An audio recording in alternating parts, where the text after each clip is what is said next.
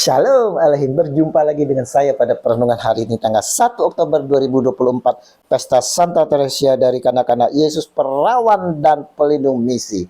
Kembali saudara, kita mau bersyukur di dalam doa kepada Tuhan di pagi yang cerah ini. Dan jangan lupa berilah senyuman dan sapaan kepada sesama kita. Kita awali perenungan pagi hari ini dengan tanda kemenangan kita. Dalam nama Bapa dan Putra dan Roh Kudus. Amin. Yang terbesar dalam kerajaan sorga. Bacaan liturgi hari ini diambil dari kitab Yesaya 66 ayat 10 sampai dengan 14c dan Injil Matius 18 ayat 1 sampai dengan 5.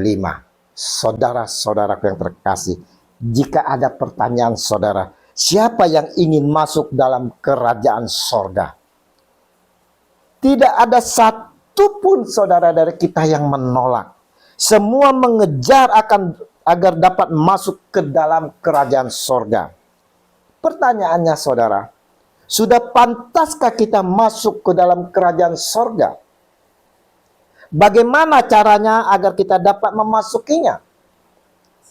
Injil hari ini yang bertepatan di mana gereja Katolik merayakan Pesta Santa Teresia dari Kanak-Kanak Yesus Perawan dan Pelindung Misi, memperlihatkan bagaimana para murid meributkan tentang siapakah yang terbesar dalam kerajaan sorga.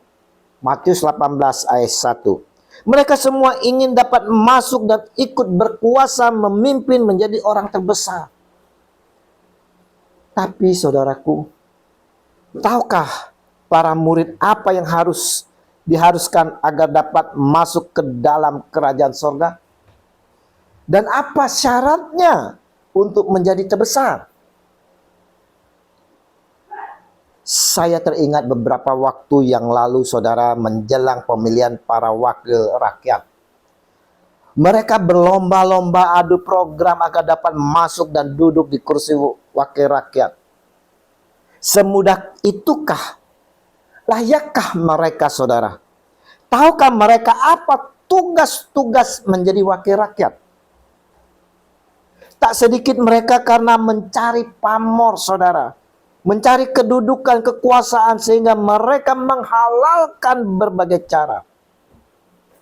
Tapi layakkah pribadi mereka untuk menjadi wakil rakyat? Ternyata saudara-saudaraku yang terkasih di dalam kasih Kristus, ada sebagian mereka saudara ditemukan dan menjadi tersangka sebagai orang tersangka yang bermasalah dalam hukum, dari kasus korupsi, penggelapan, bahkan ada juga yang menjadi tersangka pemerkosaan anak 13 tahun. Dan ini tetap dilantik menjadi wakil rakyat. Sungguh sangat menyedihkan saudara. Sungguh sangat menyedihkan. Dari Injil hari ini yang kita renungkan, Yesus sampaikan saudara agar kita dapat masuk ke dalam kerajaan sorga dan menjadi terbesar haruslah memiliki kriteria-kriteria sebagai berikut. Yang pertama saudara, hidup dalam pertobatan sejati dan mau hidup seperti anak kecil. Kata Yesus lalu berkata, "Aku berkata kepadamu, sesungguhnya jika kamu tidak bertobat dan tidak menjadi seperti anak kecil ini, kamu tidak akan masuk ke dalam kerajaan sorga." Matius 18 ayat 3. Saudara, umumnya anak kecil itu polos, saudara, dan pikirannya sederhana sekali. Dia tidak memiliki ambisi atas kedudukan atau kekuasaan dan tidak memiliki pikiran yang jahat.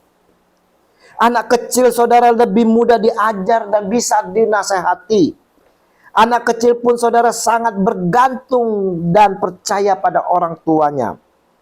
Itulah sebabnya Yesus memakai anak kecil sebagai contoh di depan murid-murid agar mereka menyadari bahwa hanya orang-orang yang memiliki sifat dan ciri-ciri seperti anak kecil di atas yang layak masuk ke dalam kerajaan sorga.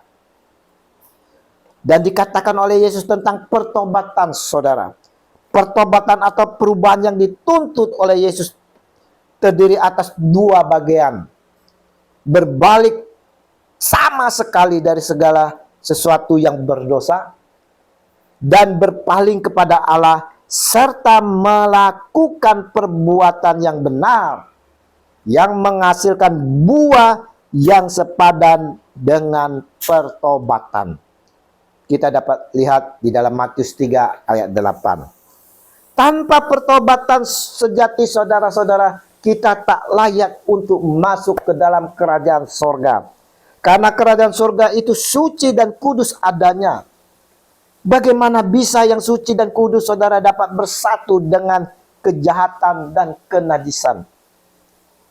Kriteria kedua, saudara, merendahkan diri. Dikatakan oleh Yesus, sedangkan barang siapa merendahkan diri dan menjadi seperti anak kecil ini, dialah yang terbesar dalam kerajaan sorga. Kerendahan diri yang tidak menyombongkan diri atau bermegah, itulah yang layak masuk ke dalam kerajaan sorga. Bagaimana kalau pemimpin yang sombong tinggi hati, saudara, dapat memperhatikan mereka yang dipimpin, mereka yang menjadi bawahannya? Bagaimana para legislator yang tinggi hati mampu menjadi wakil rakyat, sedangkan dirinya sendiri masih mementingkan diri sendiri, saudara? Dan yang ketiga, saudara, ketiga, menyambut seorang anak dalam namanya. Yesus pun sampaikan kalau ingin masuk ke dalam kerajaan sorga, dan barang siapa menyambut seorang anak seperti ini dalam namaku, ia menyambut aku. Matius 18 ayat 5. Yesus menyampaikan di sini bahwa anak kecil, saudara, ini yang dimaksud adalah umat-umat Allah, kesayangan Allah, karena kesederhanaan, kejujuran, kegembiraan, dan ketulusannya. Kita mau menyambut semua umat Allah, saudara, tanpa ada pembedaan, tanpa ada membeda-bedakan, saudara. Terutama mereka yang membutuhkan, saudara. Mereka yang hidup dalam himpitan, tekanan, terpenjara, yang sakit, yang tak ada tumpangan, dan lain sebagainya, saudara. Yang semuanya itu adalah umat kesayangan Allah. Kita perlu menyambutnya, saudara. Menyambut dengan penuh kasih. Yesus sendiri telah meneladani itu semua bagi kita. Kita dapat melihat bagaimana keteladanannya. Yang pertama, dalam kerendahan hati, saudara. Dia memilih kandang domba sebagai tempat kelahirannya. Yang kedua, saudara, Yesus tidak pernah menyombongkan diri, walaupun perkataan dan perbuatannya dipenuhi kuasa. Yang ketiga, saudara, dia mau membasuh kaki murid-muridnya, saudara, walaupun dia merupakan Tuhan dan guru mereka. Luar biasa, saudara. Apakah kita sanggup, saudara, seperti Tuhan Yesus ini, saudara, mau merendahkan diri kita, saudara?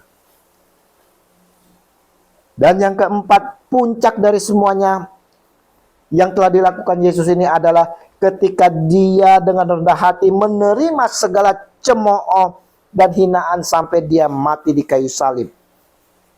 Sanggupkah kita mengikuti teladannya? Semuanya itu dilakukan karena anak manusia juga datang bukan untuk dilayani, melainkan untuk melayani dan untuk memberikan nyawanya menjadi tebusan bagi banyak orang. Markus 10 ayat 45. Dan ingat ini, saudara. Dan setelah semuanya itu, barulah Yesus dimuliakan. Haleluya. Kalau kita sebagai pengikutnya, saudara, dan ingin masuk ke dalam kerajaan surga dan dimuliakan bersama Yesus, teladanilah ketaatan dan kerendahan hatinya, saudara. Sebab Tuhan berkenan kepada umatnya. Ia memahkotai orang-orang yang rendah hati dengan keselamatan. Mazmur 149 ayat 4. Seperti halnya Santa Teresia yang kita rayakan pestanya hari ini. Dia mampu, saudara, hidup dalam kesederhanaan, setia dan takut kepada Allah, serta taat. Ia menyerahkan seluruh hidupnya pada Allah. Dan dia juga mau menghayati hidup sederhana sebagai seorang suster Karmel, saudara, yang merasa bahagia dengan cara hidup sederhana seorang biarawati Karmel. Bagaimana dengan kehidupan kita saat ini, saudara? Adakah kita hidup dalam kesederhanaan, saudara? Penuh kesetiaan dan taat serta takut kepada Allah. Adakah juga hidup kita, saudara, seluruhnya kita serahkan kepada Allah? Atau kita tidak peduli akan Allah yang selalu memberkati kita? Kita tidak ada kerendahan hati, yang hanya adalah tinggi hati, kesombongan, tidak peduli, tidak ada empati kepada sekitar kita. Mari saudaraku yang terkasih, melalui regi hari ini, saudara, yang mengingatkan kepada kita semua yang ingin masuk ke dalam kerajaan surga, mulailah kita hidup dalam pertobatan sejati, penuh kerendahan hati, mau menyambut semua umat kesayangan Allah dengan tanpa membedakan, dan mau melayani, bukan dilayani. Ingat, ganjaran kerendahan hati dan takut akan Tuhan adalah kekayaan, kehormatan, dan kehidupan. Amsal 22 ayat 4. Amin. Dalam nama Bapa dan Putra dan Roh Kudus. Amin. Shalom Aleihim.